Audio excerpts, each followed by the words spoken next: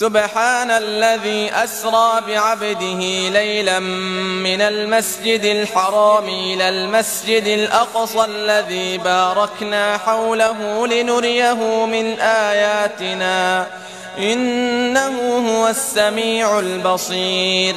وآتينا موسى الكتاب وجعلناه هدى لبني إسرائيل ألا تتخذوا من دوني وكيلا ذرية من حملنا مع نوح إنه كان عبدا شكورا.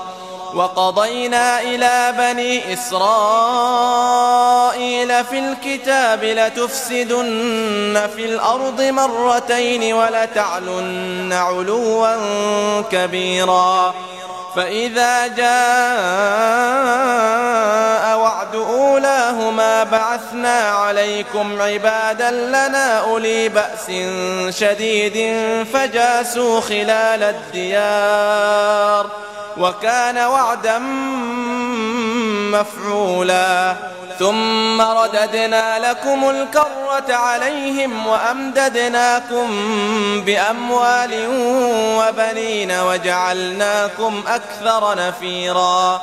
إن أحسنتم أحسنتم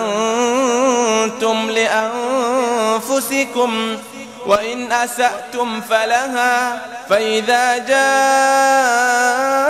وعد الآخرة ليسوءوا وجوهكم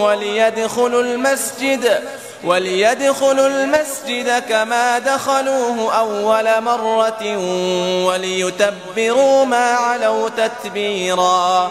عسى ربكم أن يرحمكم وإن عدتم عدنا وجعلنا جهنم للكافرين حصيرا.